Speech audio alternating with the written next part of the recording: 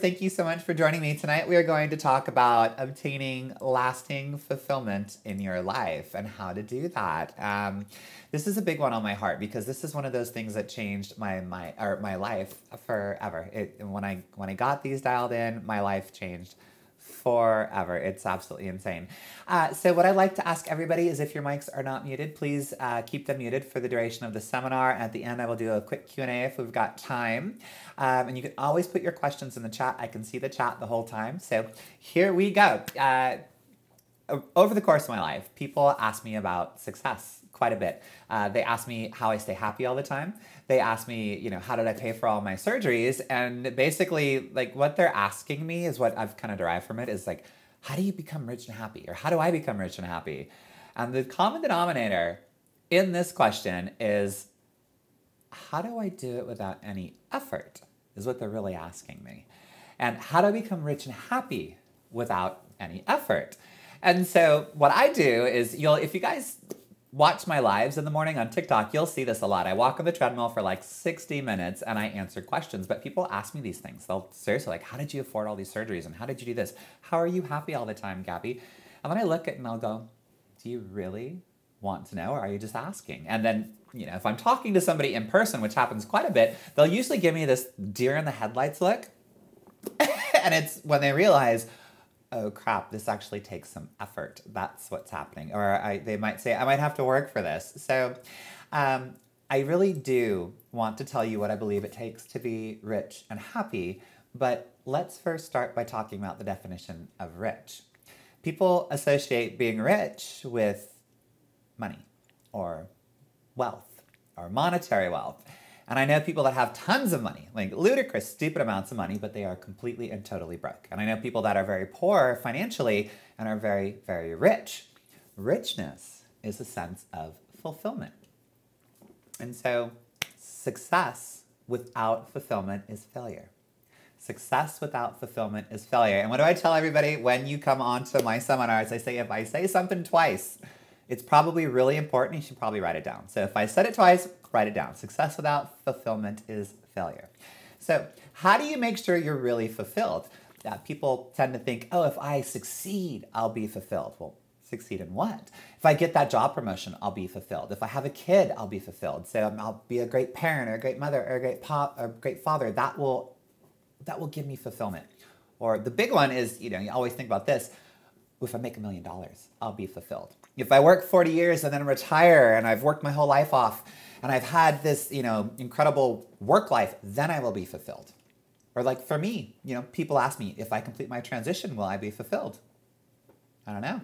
In reality, true fulfillment comes when all 6 human needs are met. And so that is the topic of tonight's seminar. How to obtain lasting fulfillment in your life, but it comes through what we call the 6 human needs. Every single human has them. Everybody on this seminar, all you guys right here on my screen, you all have a need to fulfill these 6 human needs. We all have different goals. Excuse me. We all have different goals. We all have different desires. We all have different problems, but we all have the same 6 human needs, and they are absolutely incredible. Get ready to write. You got your pens, your pencils, your laptop, whatever you're taking notes on. Here we go. The first of the 6 human needs is the need for certainty. We all have a need for absolute certainty. This is survival for us. It's a mechanism of survival. It's instinctual. It's hardwired into our brains. We need a specific amount of certainty just to function on a daily basis. Everybody has a specific amount. It's not common between all of us, that amount. It's individual, it's specific, and it's unique. So let's take, for example, if you weren't absolutely certain that the roof above you wasn't going to collapse at any given moment, like, you probably wouldn't be here listening to me right now. You'd be running out trying to find a safe place to be. So without this like ground zero level of certainty that whatever building or home or structure that you're in right now isn't going to collapse, you won't be able to function. There is a certain amount of this ground zero, this base level certainty that everybody needs. And let's look at an example of that. So I'm going to ask everybody, and you're welcome to turn your videos on if you want, because it's fun to see who raises their hands and things like this. How many of you have been to a place in your life where there's so much uncertainty that it just completely freaks you out. Like, we'll talk about, what about career? What about relationship? What about financial status? There's so much uncertainty that it just made you absolutely insane inside and you're pulling your hair out. If you felt this way ever, raise your hand and say, I. Dare you, right now. I have. Yep, that's right. See? It's not that scary. So this is that base level of certainty I'm talking about. We all need it, and it's global. It doesn't matter where you are. It happens on a global scale. It doesn't matter who you are, where you were born, your gender, your culture, your race, your religion. It doesn't matter what language you speak. It doesn't matter. We all need a base level of certainty. It is a human need, not a desire. It's a need. It's a need, not a desire. So it's built into the human nervous system. Now, everybody gets their certainty in different ways. So some people have routines that are the same daily, and they're so certain about how their day will go. Guess who does that? Me. I'm so good. Yeah, look at you, Nicholas. I saw you raise your hand. Yep. So the question is, like, what do we do? So for me, I get certainty because I have daily disciplines that I do every single day. And if you're a coaching client of mine, you know that I try to really instill daily disciplines in everybody because willpower will fade, but daily disciplines will last a lifetime. So my daily discipline is I get up at 6 a.m. with my daughter every single morning, and Priscilla. Priscilla gets off to work super early. I finalize getting Mia off to school, and then as soon as that's done, I whip out that yoga mat. I do 30 minutes of HIIT cardio. Well, today it was 15, but I do between 15 and 30 minutes of HIIT cardio. I go right out to the garage right afterwards, and I start 60 minutes on the treadmill. The second I'm done, I go take my shower. If I'm eating, I'll eat. If I'm intermittent fasting, I'll wait until later in the day, but it's generally the same day to day. It's very structured, and I go right to work, and I start working on my coaching stuff for all my clients. That provides certainty for me. Now, how do other people get it? And remember, there are different ways to get it. Some people get it by being around people that they're more intelligent than, and this way they feel like they are in control of the situation, or they feel like they are trying to control everyone else, is what is trying to happen there. So if you surround yourself by people that aren't as smart as you, or you're more intelligent than them, you're in control of the situation. So what's actually happening here? They're certain that they're not going to lose control, or what? They're certain they're not going to be controlled. So you can get it by having trust in a higher power, and believe that, trusting that something is guiding you or someone is guiding you. We call that religion or faith. Base certainty, this ground level certainty I was talking about, is ensuring you are comfortable. So what do we do to be comfortable? Some people, they smoke, they drink, we eat certain foods. I love brownies. We have our cup of coffee in the morning, that warm cup of coffee, or we turn the heater on. Those are things that make us comfortable. And everyone finds their base, their ground zero certainty somehow. So you've got some right now. You've got some base certainty right now, or else you wouldn't be here on the seminar listening to me. You're certain you're going to get something out of this. You're certain the roof isn't going to fall in on you. You're certain you've got an hour to spend learning what I have to kind of disseminate to you. So right now, I want you to ask yourself a question. I want you to ask yourself, is the way that you're meeting your need for certainty, is it empowering you, or is it disempowering you? Or is it neither? Is it kind of right in the middle, neutral, doesn't matter? Ask yourself that question. So let's look at some examples of how we can have any of those three. So let's take drugs and alcohol. So probably disempowering. What about faith? Probably empowering, I think. Possibly empowering, depending on how it is. How about a sense of identity? So example would be, I've always found a way. I'm going to find a way now. That's pretty certain. That's mine. Anybody else have that? I've always found a way. I'm going to find a way now. That is that's how I get certainty. It's through a sense of identity, through a sense of who I am. I've always found a way. With Body Spartan, I found a way. With, when that didn't do good and I started my transition, I found a way. There is always a way, and I find it very, very empowering. I don't find anything negative about that. When you are absolutely, totally certain about something, you know what's going to happen. You know when it's going to happen. You know how it's going to happen. You know why it's going to happen. Okay, hey, try this. Okay, let's go into relationships really quick. You guys are going to like this one. Hang on to your shorts. So, you know what your partner or spouse is going to do, right? You know, everything I just mentioned, you know, what your partner spouse is, what they're going to do, how they're going to do it, when they're going to do it, why they're going to do it. You're, you know, everything your partner or spouse is going to say, how you finish each other's sentences. You do the same thing for date night every week. If you have a date night, even at that point in this relationship, you have that daily routine. You go to work, you get the kids off to school, you come home, you know, got a beer for your hubby or whatever it might be. That's pretty patriarchal, sorry. But you got the weekly routine. How do you feel? You feel bored, right? Am I right? If you think you feel bored in that, raise your hand, say aye. That would bore the hell out of me. Suddenly this thing that you desired so deeply and that you wanted so bad, and you have it now, but now you're unhappy. Why? Because you're bored. That's why. Most people think, I'm going to segue this. So most people think that the secret to life is to make enough money so they can retire and never have to work again. Truth is, if you spend enough time with people that have done this, which I have, being former WWE and being around celebrities quite a bit, knowing people that have made it really, really big, you'll know that once they do retire, they either don't stay retired very long, or they'll go start another business or a project or something like that. And the question is why? It's because they got so darn bored by sitting around doing nothing that they couldn't stand it. They started pulling their hair out and going nuts inside. They're just freaking out. Like, as good as it sounds, I've done it. I retired from Body Spartan and I was like, I can't do this. There's no freaking way. I can't sit around and do nothing all day. This isn't in me. So, you know, making enough money to retire and not do anything, that is not the secret to life. Everyone needs to grow and be stimulated mentally. That is part of life. It's instinctual in us. Everyone needs to grow and be stimulated mentally. And the question is why? Why do we need that? It's because God, in her infinite wisdom, you can laugh at that, that's okay. We are given the need for the second human need, which is uncertainty. There we go. So number 2, if you're writing these down, uncertainty. So we have this need for certainty, that the roof doesn't collapse, that our bills are paid, that we'll have food on the table. However you find certainty, we have a need for that. But we also have this need for uncertainty, which is also known as variety in our life. We have a need for surprise. We have a need for the unexpected. We have a need for excitement in our life, something that catches us off guard. This is also the definition of what we call adventure. It's necessary. It is a need. So if you know what's going to happen, where it's going to happen, why it's going to happen, when it's going to happen, then you are what? You are bored. You've got to have things in your life that shock you. Things that completely surprise you and catch you off guard. Because you have to have things in your life that are going to make you grow.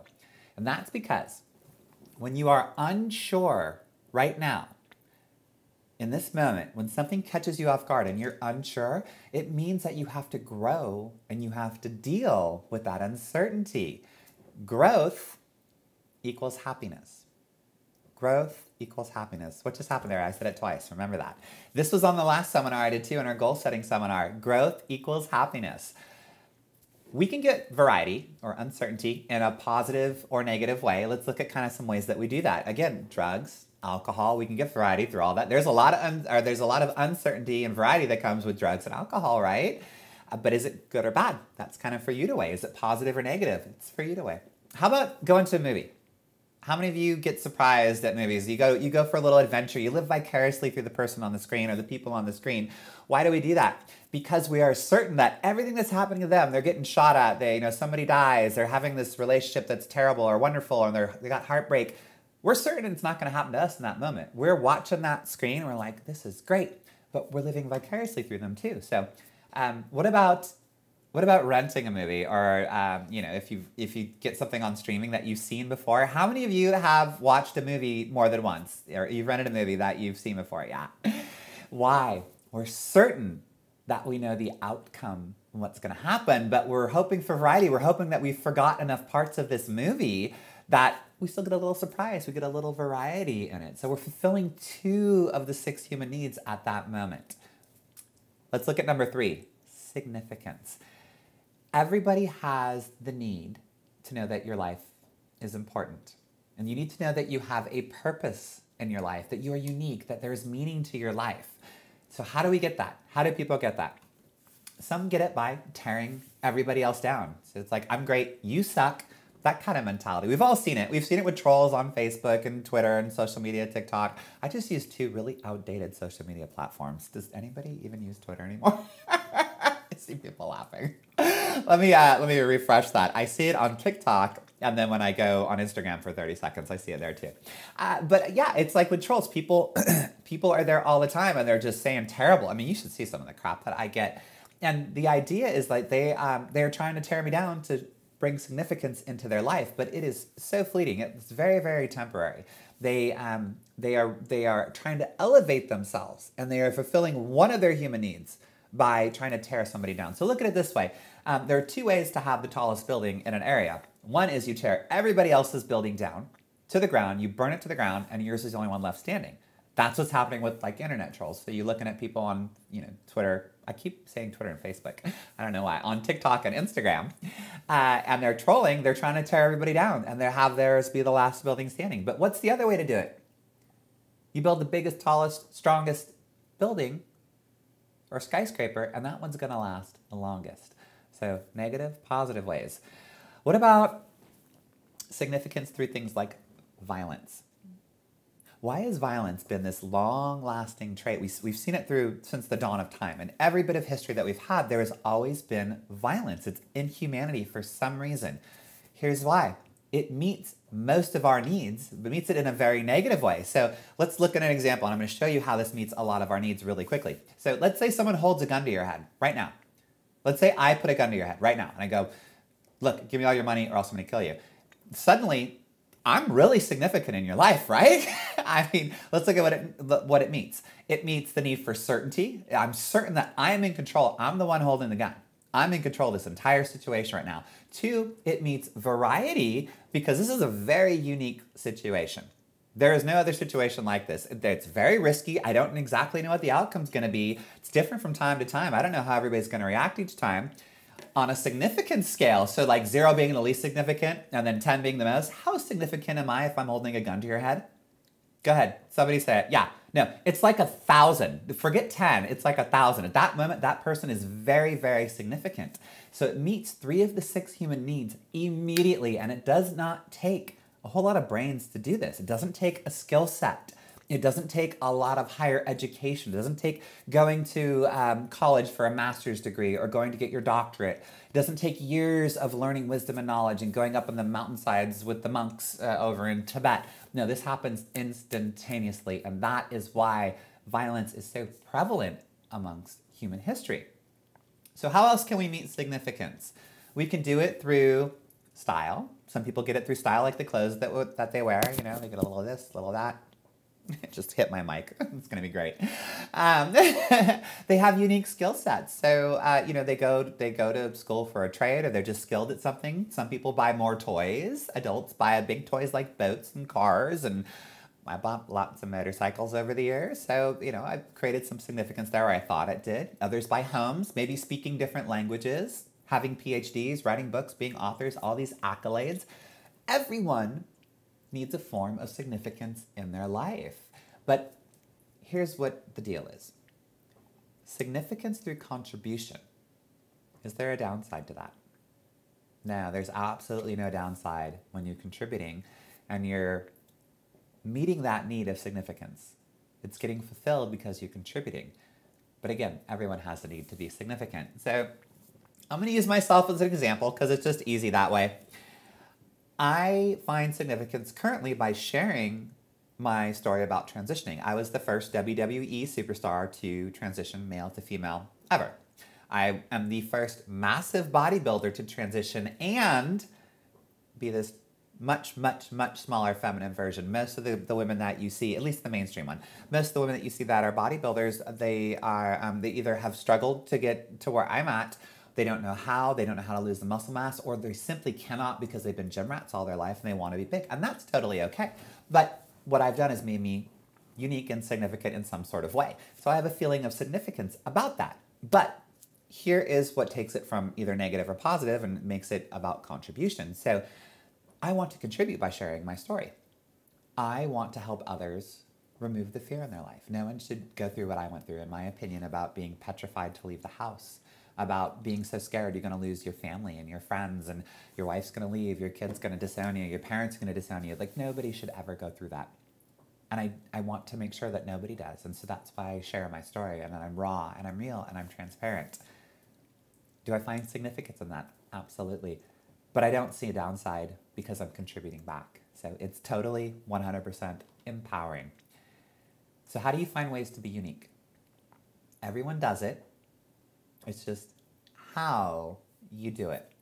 So to feel significant, you need to feel different than everyone else. And as we lead into this, feeling different than everyone else kind of violates the fourth human need, which is, if you're writing this down, which you should be, number 4 is the need for love and the human connection. So these are all lumped under one human need, love and the human connection. They're kind of separate, and I'll tell you why in a minute. But while you're trying to be unique, you're trying to find that significance and be unique, you tend to lose connection. And so have you ever, I don't know how many of you have ever done this, but I don't know, talking to high-profile celebrities. I've done this tons in my life. I've had lots of conversations with very, very high-profile people, gotten to know them personally. Some of them are still my good friends. But what you find is that these people, to be unique, they have to set themselves apart from everybody else. And in doing so, they lose the connection. They become so high up the ladder and so untouchable that they can't reach out to other people and get that connection. So let's look at a relationship situation. People want to be with someone. They want that feeling of oneness. They want to feel connected.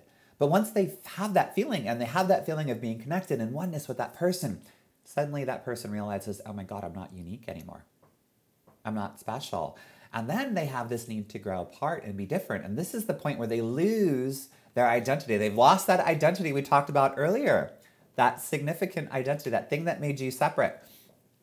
And made you significant. So they freak out right then and they pull back from the relationship. That is why that happens. Others get it by using what I call the woe is me syndrome. So, somebody comes home from work, or you meet a friend. God, I had the worst day. You go, oh my God, what's wrong? Tell me about it. And they tell you about it. Like, I'm sorry, come here, babe, let me give you a hug. Or if it's a guy, 2 guys, like, bro, I'm so sorry, that sucked. Yeah, I had the same thing. And suddenly y'all start kind of bitching about what's going on. But you're getting what? You're getting human connection. And you're feeling love because the person is being empathetic about what's going on. The question is that a good thing or a bad thing? That's more for you to decide, but I kind of view that as a negative thing. Especially, how many of you have been out to like a bar or a social setting when you go to meet friends and you sit with people and all they do is talk about the crap going on in their life, like the terrible things that are going on in their life. And what's happening is it's like, oh God, I went out with this person last night. We went out with the girls last night, and oh my God, you should have seen this person. They did that. And this person, oh God, you see what they were wearing. It was horrible. And then they came over to me and they spilled the drink on me. I mean, that's all fine and well, but like, imagine if we were in a room of people or a group of people like that and we focused on the positive. If everybody talked about what was going good in their life at that moment in time and nobody talked about negative, only the good things in their life, what a difference that would be, right?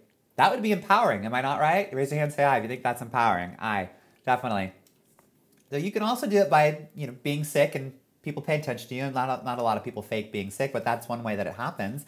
Like kids, let's look at kids. Kids do bad things to get their parents' attention. If they're not getting attention from their parents, what do? They misbehave.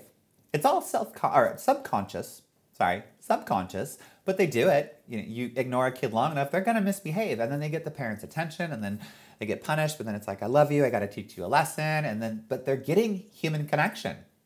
Not necessarily a positive way, but they're getting human connection. Adults, ladies and gentlemen, we do the same thing. We are inside, a lot of us, the majority of humans are kind of kids emotionally. It's our base programming I was talking about earlier. It's that core programming. From 0 to 10 years old, we are in an alpha wavelength state in our brains.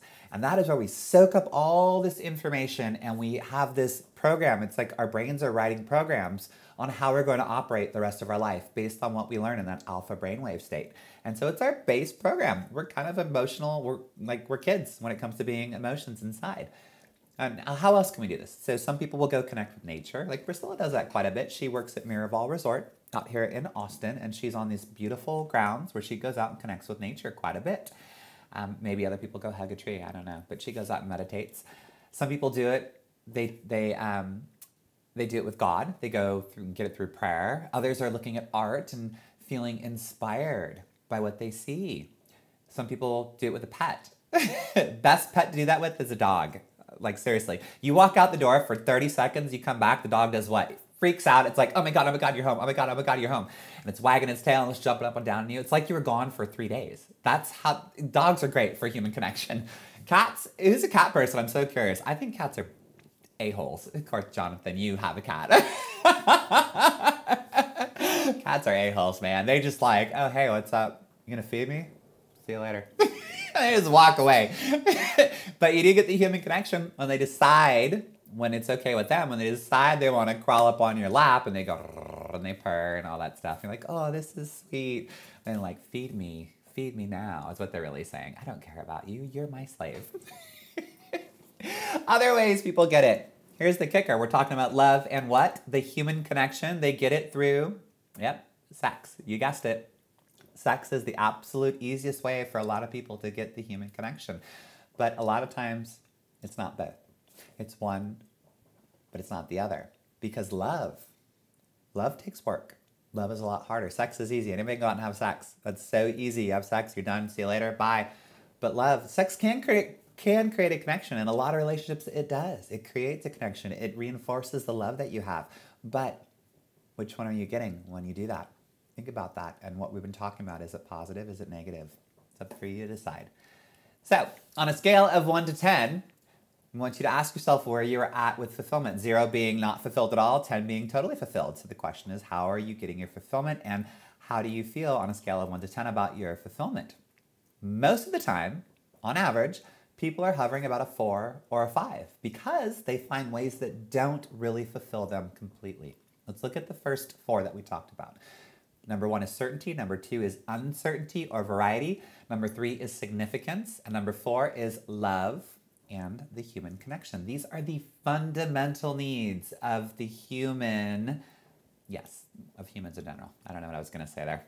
These are fundamental needs. The good thing about me is I try to be as professional as possible, but it's me. Y'all know sometimes I fumble over my words and I'm just like, whatever, let's laugh at it. So you won't be truly fulfilled and you won't be rich in your life until you meet the needs of the Spirit. And these are the last 2. So the first 4, they're the fundamental needs. The last 2 are the needs of the Spirit. You ready? Here we go. Write these down. Number 5, growth. Number 5, there we go. Growth and progress. You must grow. Everything on this planet is either growing or it's what? It's dying. Everything on this planet is growing or dying. And growth equals happiness. Growth equals happiness. Write that down. Number 6 is contribution. In order to be completely fulfilled, it's important that you contribute beyond yourself in a very meaningful way. You can get certainty by being controlling. You can get variety by doing drugs or whatever else you want to do. You can get significance by tearing others down. And you can get the human connection by having a problem that people need to fix. So they pay attention to you and you feel like you're loved because of that. But none of these will make you a better person.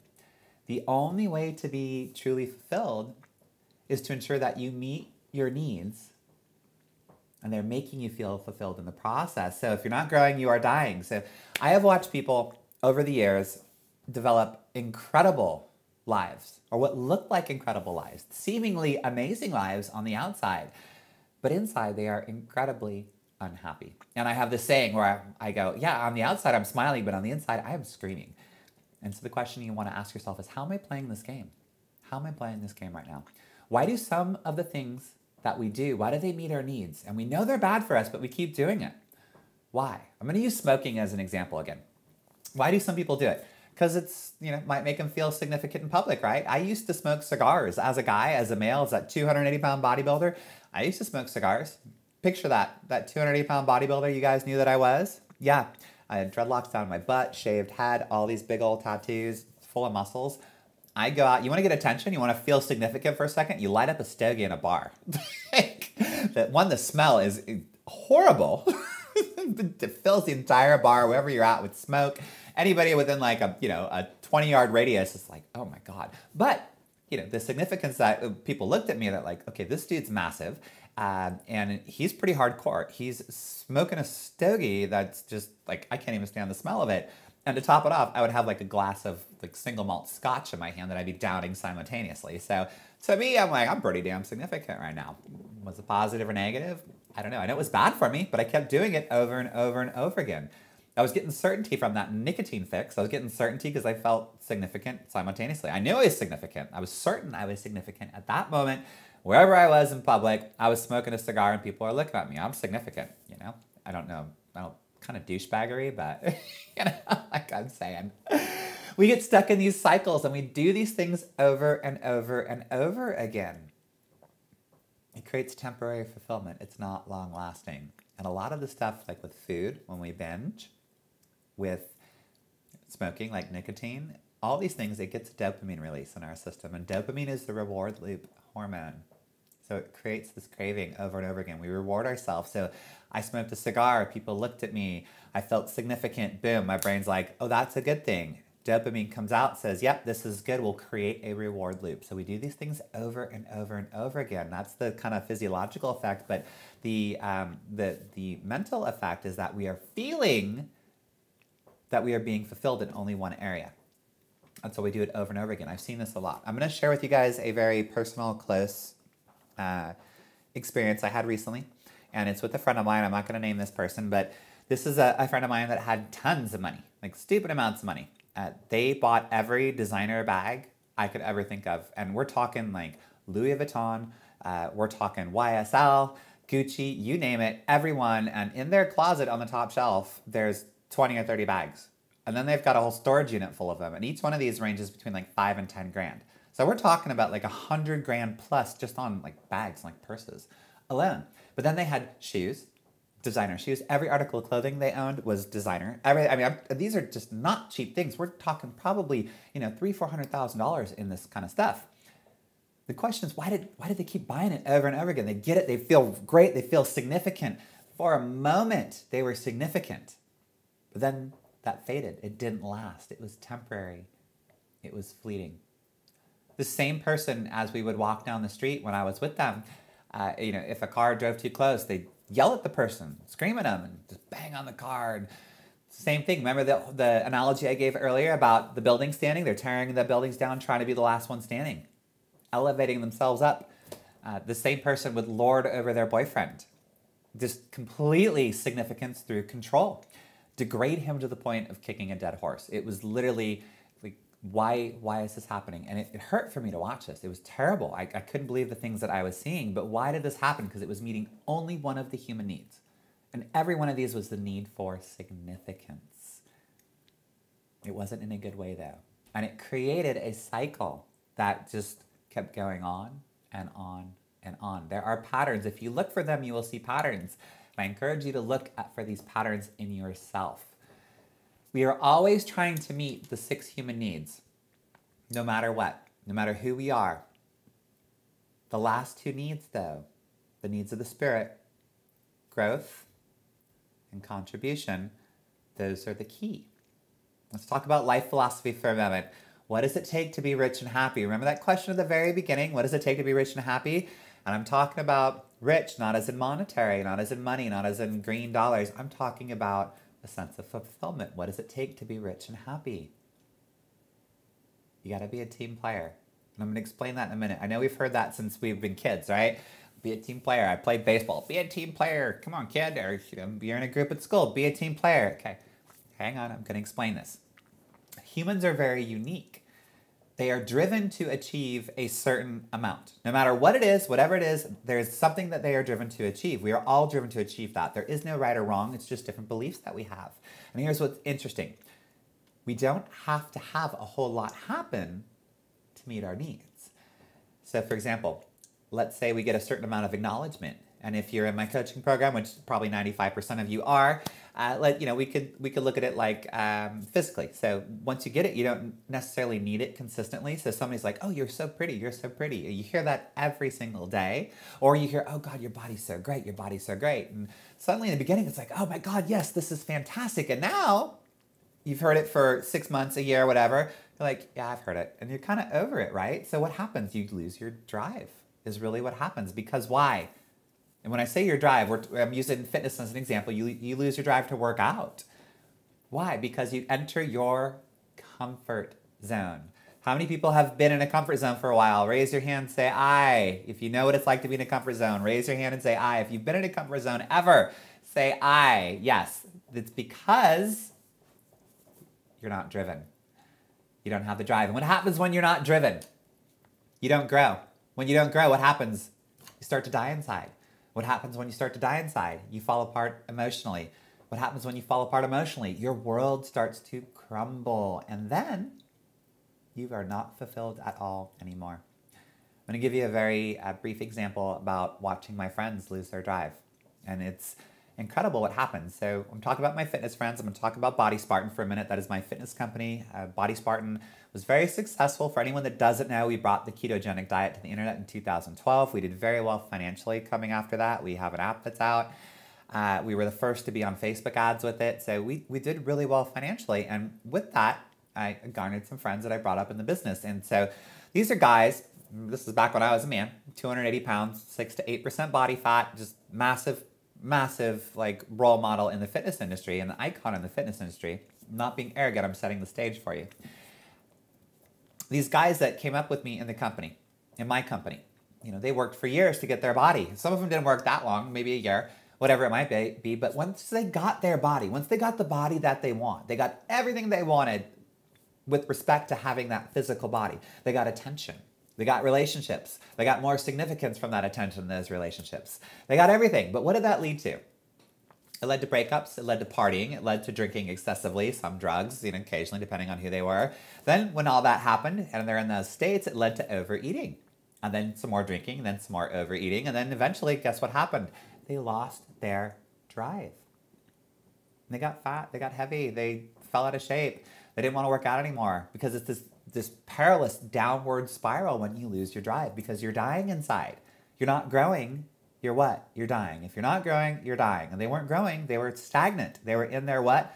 Their comfort zone.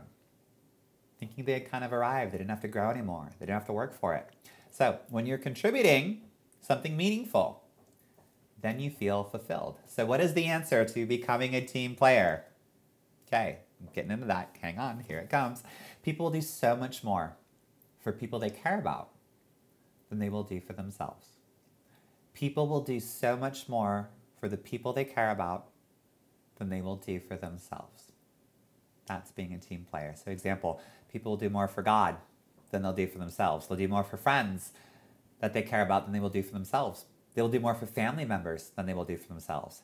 If you want to grow, you have to contribute. Because growth and progress equal what? Happiness. Growth and progress equal what? Happiness. That's why I do what I do. I could sit around all day and just let my Body Spartan app rake in the money, and I could get lazy, I could be complacent, I could get in my comfort zone, or I could do what I do right now and I could contribute. So I could do seminars like these and contribute and feel fulfilled. For those of you that are in my coaching group, those of you that may not be, you may not know this, but when Body Spartan was at its peak, and I was pretty much a big icon in the fitness industry, I used to charge thousands of dollars for what I do now with my coaching. Thousands of dollars. It would start at like $2,500, and that was for one call, 30 minutes, once a month. And everything else was a sliding scale from there. Now, all I'm asking people to do is just cover my costs, pay for my virtual assistant, the guy that takes the data out of your spreadsheet and puts in a dashboard for me, pay for the software I use. That's it. That's all I care about. Why? Because I truly want to contribute and give back. And seeing others grow creates happiness for me. I'm giving you something. I'm contributing to you. I'm watching you grow. And growth equals happiness. And it's through contribution that I'm doing that. So if you're going to be a team player, you need to be able to connect when it's not easy to connect also. So here's what I want to ask everybody. You ready? Get ready to raise your hands if you've done this. Who has someone from their past that you don't speak to anymore? A good friend, business associate, family member. Y'all had a rough falling out. You had a terrible falling out. Something happened and you stopped talking to that person. Raise your hand. Did that happen? Who had it happen? I see lots of hands raised. Yep, that's right. I think it's happened to just about everybody over the course of our lives. It really has. Guess what? It's time to be a team player.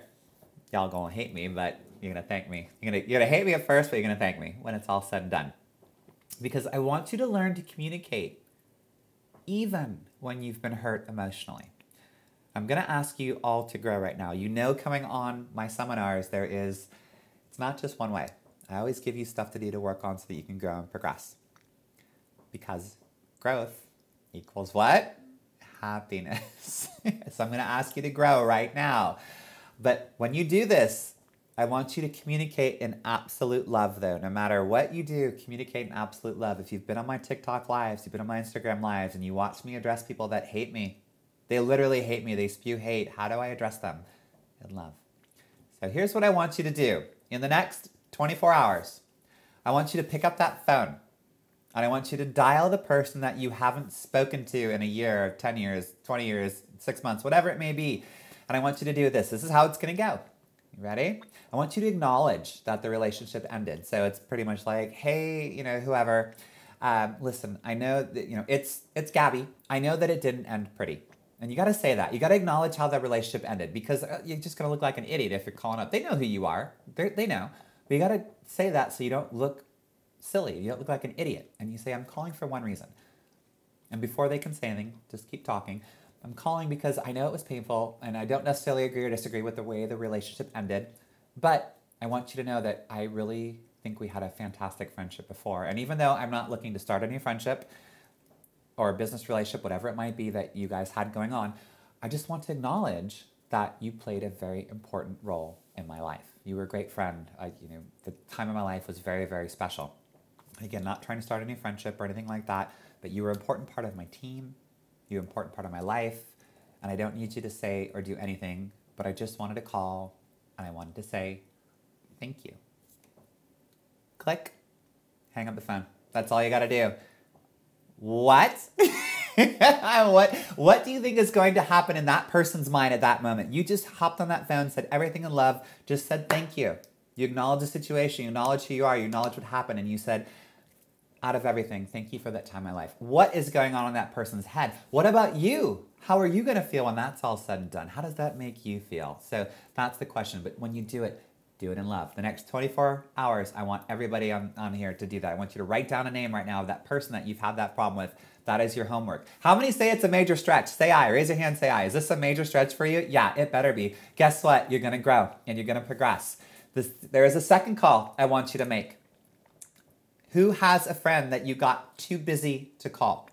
Not because of falling out, but who has a friend that you got too busy to call? Just because life got in the way. It's not anything bad. The time just happened, like you moved, you got a new job or whatever, or you had a kid, you got married, but the time in between your phone calls or your texts, they got longer and longer and longer, even the FaceTimes. And it's nobody's fault in particular, so to speak. It's just life got in the way. So there's no cause. You're not upset. Life just got busy. I want you to call them in the next 24 to 48 hours. And I want you to do the same thing. I want you to acknowledge who you are. Hey, what's up, Jonathan? This is Gabbi. And then I want you to acknowledge what happened. Same procedure, same process, same strategy. Tell the truth. Tell them what really happened. Hey, friend, I started this business. I'm doing this new coaching business. I'm working really hard on it, and it just got busy. I got so busy, my days got full, and I didn't take the time to continue reaching out to you the way that I wanted to. And I wanted to tell you that you have always just been such an integral part of my life, and I know you still love me. I love you too. You are an amazing human. You're an amazing friend. I know you're probably busy because I got busy. I'm guessing you got busy, and I don't want to take up any more of your time, but I just want you to know I love you and I care about you, and thank you so much for still being my friend after all these years. Have a great night. Gonna hang up. And I guarantee you this person will be like, whoa, wait, don't go anywhere. They're gonna want to reconnect. That person is going to want to reconnect. And there are these things that you want to put behind you, like that person you didn't speak to for 10 years. But this is one of those things that you want to put in front of you. You want to do it because there's a ripple effect that happens when you do things like this. This effect will begin to snowball. I talked about on the last seminar where you start a little snowball, you start it rolling down the hill, you get momentum, and then it just has its own momentum and it gets bigger and bigger and bigger. The ripple effect is that incredible things are going to happen to you like this for the rest of your life. You're facing your fears daily. We are facing our fears every single day. It's part of growth. Removing the emotional baggage that we carry with us. Because this is all emotional baggage. If you have a friend that you haven't talked to, somewhere in the back of your head, filed away, it's taking up some of your time, some of your energy, like a little bit of processing power. When you remove it, you're able to grow and progress. The more things that we set right now, in this moment, the more growth that we have. And growth equals happiness. That's damn right. How many people want to make the call to their friend that they haven't talked to in a while? Say aye. Aye. I got a phone call to make tonight. I got 2 to make tonight, actually. All right, one last phone call to make. This is to your team. And now I said I was going to be explaining what the team is. I'm going to explain it right now. When I say be a team player, the team, the people in your circle, the people in your circle, people you're driven to give to serve to. Could be family, could be friends, the 5 people you spend the most time with, the integral people in your life, the people that you trust with your social security number, people that you would drop your kid off with and know they'd be safe. Write their names down right now. Go ahead, I'll give you a second. Write down their names. Who is your inner circle? Who is that? Here's your assignment. I want you to call them. I don't want you to just leave a message. Do the same thing you did. Hey, just want to tell you I love you. That's it. I just want to tell you I love you. But there's an additional little piece of this. I want you to write down a way to show them that you love them and you care about them in a unique way over the next 30 to 45 days. So you got a little more than a month to do this, 30 to 45 days. I want you to write down a unique way to show them that you love them and you care about them. I'm going to ask you to be proactive about doing these things. It creates a connection and a sense of team. This is being part of the team that I was talking about. You're going to feel incredible doing it. You're going to enjoy coming up with these amazing and incredible ideas, and you're going to show love in a very, very unique way. And here's an example. I'm going to use me again. How did Priscilla and I show Mia love during my transition? It was very difficult at first because I was so focused on myself and trying to figure out who the hell I was, how I was going to fit in with life. But I knew my kid needed time with me. And I knew Priscilla needed time with me. But more importantly, Mia needed to know she was loved. I'm constantly making content now. I'm trying to figure out hair and makeup back then and trying to make a business work all at the same time. I needed to create unforgettable moments with my child. We all have those with our parents, right? How many of you have these unforgettable moments with our parents? Whether you had great parents or terrible parents, there has to be a moment when you're like, God, this was a good moment. I remember this. Yes, raise your hand, say I. Thank you, Nicholas. I see you there. In that moment, it warms your heart when you think about it. Those are the moments that I wanted to create with Mia. That's how I was going to show her love in a very unique way. So here's what we did.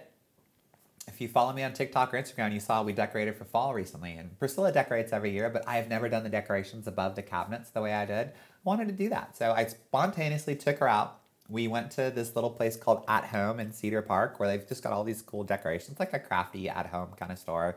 They sell couch cushions and stuff like that, but they got all the decorations. So I just let her go nuts. I'm like, hey, this is what I want to do. Let's do it together.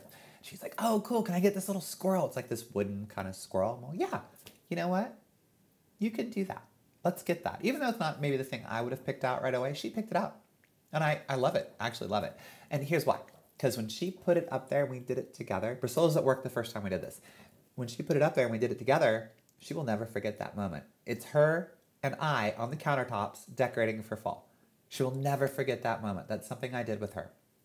So how did I kind of parlay that and do it again? Priscilla and I decided to set it aside 1 day a week.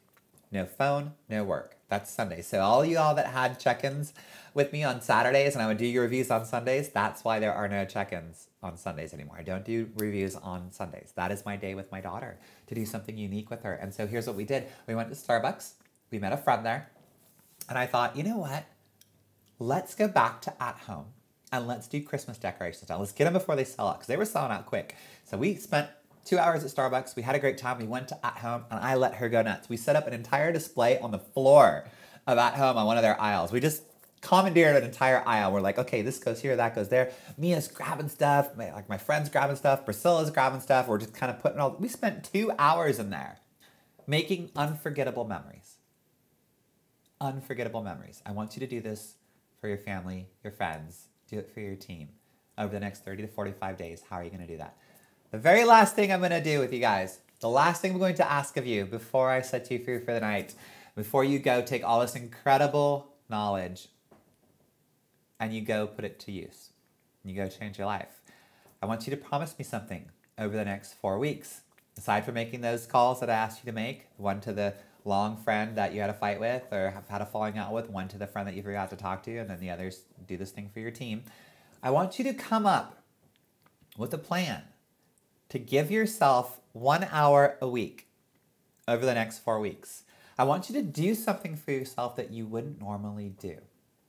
Is it joining this coaching program if you're not one of my clients already? Is it, or if you are my clients, is it finally starting to do the cardio I gave you? No, I'm just kidding. Those are terrible examples. I see you, Jonathan. These are horrible examples. That's not what I'm getting at. I'm trying to be funny. But I want you to do something for yourself that you normally wouldn't do. I want you to set aside an hour once a week over the next 4 weeks. Do something. Take a moment for yourself. Go to the beach if you're near a beach, or if you're here in Austin, go to Lake Austin or go to Lake Travis. Go to the mall. Go to the Domain if you're here in Austin. If you're somewhere else, go do something. Go buy something for yourself that you thought, maybe that's stupid. I shouldn't buy it. Go buy it.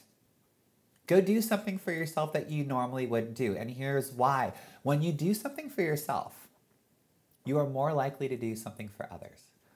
You can't help other people. You can't do for others if your glass is half full or if it's less than half full. It's so important to give to yourself, because when you give to yourself, you feel more alive. You feel happier, and you're able to give to others because of that. Okay, let's recap. 6 human needs. Here we go. Number 1, certainty. Number 2, variety, uncertainty. Those are the same thing. So certainty, uncertainty / variety. Number 3 is significance. Number 4, love and the human connection. Number 5 is growth and progress. And number 6 is contribution. The first 4 are the fundamental needs. Everybody finds those somehow. The last 2 are the needs of the spirit. The last 2 are the needs of the spirit. When you start meeting your needs in these ways, now you have a truly fulfilled life. How you meet these needs is key to having a truly fulfilled life. I'm going to let you guys go. If you're not in the coaching program and you want to join, I think I have like 2 spots left. A couple open up this month. If you message me here in chat, I will open up a spot for you. It is month to month. But you're welcome to cancel at any time. If you want to go a month, that's fine. I've got clients on here. I see y'all. I know who you are. You've been on since the beginning with me. Several months. Probably 4 or 5 months now. I think I've been doing this, getting incredible results. And I've had some clients that have come and gone. I know that there are some people on here that have left, but they come back for the motivation. I'm so glad that y'all are here. I do want to make one last announcement too. My ebook is just about to be released. So it comes out. I sent it out for formatting about a week ago. It takes like 20-something days. So I think I've got 15 days yet. So this is everything. This is all my entire weight loss journey, from going from gigantic 280-pound man to somewhat smaller version. I'm getting there. I've got another 37 pounds I want to lose. But that being said, all that being said, it's how I retrained my mind. All the behavioral patterns that I told everybody I would tell you, they're all in this book. It's gigantic ebook, but I also give you a program to do. I tell you when to eat, when I eat. It's funny because it's about intuitive eating and intuitively listening to your body, but because I know people are going to want more than that, I also gave you everything that I did. So if you're in my coaching program, you're going to get a massive discount on it. I want you to be able to have access to that. I want you to be able to read and understand everything that I'm giving to you. So I have about, let me open this back up. I've got about 5 minutes here for questions. Does anybody have any questions that they would like to ask about what we talked about tonight on the 6 human needs or anything else? You feel free to unmute your mic and kind of just start talking, because there are just a couple pages of people here I may not see. Feel free to raise your hand. I'm looking, or just unmute your mic and start talking. Hi. Hi, Nicholas. I just wanted to say I don't have any questions, but I am definitely going to take this and apply it for sure. Yay. Thank you. I'm very happy. I'm glad. What you just said, the fact that knowing that that's what you're going to do, that makes it all worth it. Makes everything worth it. So thank you for sharing that. I can't say I will call that person because I will probably still cuss them out. But I'm going to try. I'm going to try it. Remember, when you do it, when you do decide to do it, it's all in love. It's all in love. Everything. Okay. Act in love. This is an exercise in growth. And if we do what we've always done before, expecting a different result, it's what? That is the definition of insanity. If you want something you've never had, you have to do something you've never done. So when you call, act in love. And if you say your piece, you say it, and so it doesn't bite or sting in any way, shape, or form. All you have to say is, hey, it's Nicholas. I know things didn't end well. Let me talk just really, really quick. I know things didn't end well. I'm just going to say it really fast. things happen. I don't necessarily agree or disagree with how they ended, but I just want you to say, I wanted to say, like, the time before that was incredible. We had a great friendship. I'm not trying to restart our friendship, but I just wanted to take a moment and say thank you for that time. You know what? I think I am going to do it for the simple fact that I want them to be like, what the hell? Who is this? Well, whatever your reasons, be ready to grow. And then just say, you don't have to say anything. You don't have to do anything. I just want you to know that I'm so grateful for our time when we were friends. Thank you for that. I hope you have a wonderful night. Click. Say it like that. It's going to change your life. Promise. I've done it. Okay. I've done it. I've rekindled those friendships too. And I've had others where I haven't rekindled them. So we've all made mistakes. I got time for about one more question. Thank you, Nicholas. I have a question too. Yeah. Who we got? Oh, hi, Haley. It's Haley, right? Yes, it is. Hi, babe. So this is embarrassing even bringing up, but if I'm lacking in all of those departments, where do I start? In the 6 human needs? Say it again. Where is my beginning? Where do I find that beginning? The fundamentals. So certainty, uncertainty, significance, and love of the human connection. So if you're lacking, part of understanding what I'm putting out there is that there is no blueprint to finding it, but it's understanding how you're meeting those needs. So you may not be lacking in any of those areas. You may be getting them in different ways. You may desire some more than others. So let's say if you were to go kind of do a deep dive on yourself, you look at yourself and you kind of write down what are the top 3 human needs or top 2. Let's look at that. Let's do that. Here's a great homework assignment for everyone. What are the top 2 needs out of the 6? Certainty, uncertainty, significance, love and the human connection, growth and progress, and contribution. On the top of your list, what are the top 2 needs that you have? And this is personal to everybody. And the question I would ask you, Haley, is can you do it off the top of your head? Or do you want to kind of dive into that? Take some time, think about that, and look at the top 2. And when you write it down, ask yourself, why are those at the top of my list? And then ask yourself, when you've mentioned why they're at the top of your list, ask yourself, are those really the top 2 things that I am needing at this moment? Are those the things that I'm trying to fulfill immediately? Be real with yourself and be honest. And then look at how you fulfill those 2. And ask yourself if it's positive or if it's negative. If it's negative, how do you fulfill it? I fulfill myself negative in multiple of those. Good. You recognize it. Yeah. No, it's many of them that I'm negative. Okay. Then that's step 1. Now that you know that you fulfill them in a negative way that isn't beneficial to your life in the long term, now ask yourself, how do I do it in a positive way? If I need to be significant and I'm going out to a bar and I'm just being that girl that's just shouting at everybody and screaming at everybody and trying to get all the attention from, the guys or the girls or whatever, that's negative. How do I change that? Do I not go to that bar anymore? Do I get significance another way? How would I chase significance? Remember, significance through contribution is always empowering. That is the key. When you look at how you are obtaining that, try to find something that's empowering. How can you find significance that's empowering? So that'd be my advice. Start with the first 4 human needs. Look at the 2 that apply to you the most and try to find ways to make or attain that in a positive manner. That would be your homework for that. Okay. All right, babe. Thank Thanks. I'll take one more question if anybody has it, and then I gotta go because I got my little one I gotta tuck in. Any other questions? Yes. Yeah. Who do we got? Hi, babe. What's up? Not much. We're talking about friends that we need to reach out to. It's like some of my friends I really don't want to reach out to because they're the ones that didn't want to be there during during my transition. Sure. So, but I also see things like with what Haley said, and for me, I can't have that negative talk.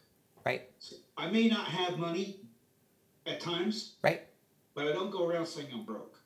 There you go. I say it's just not in my budget right now.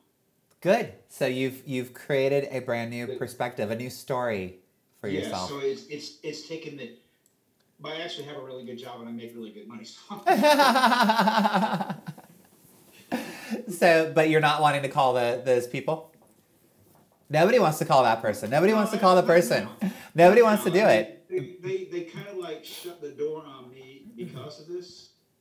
And Imagine what would happen if you did that and you said, look, I know it didn't end well. I know you don't agree with me. Let me 30 seconds of your time. Let me just say one thing.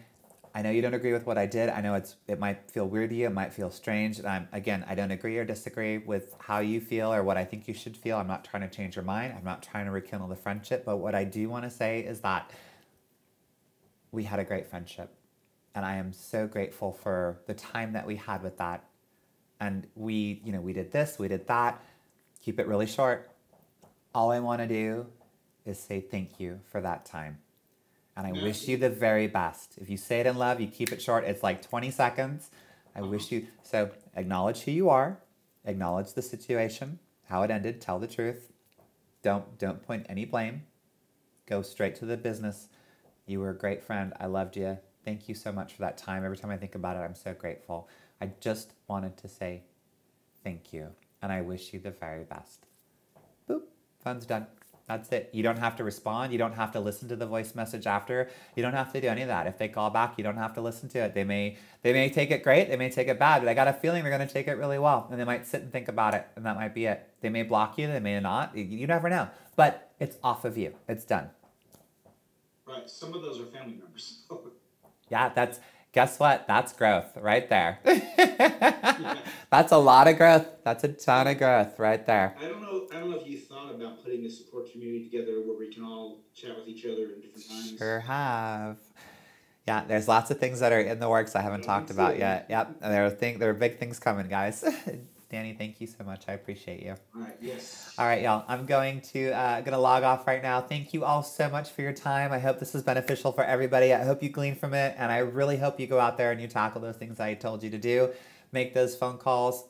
Do that one assignment for yourself over the next week. I want you to take 1 hour to yourself. Gabby. You're very welcome, Nicholas. We love you. I love all of you. Thank you so much. Have a fantastic night.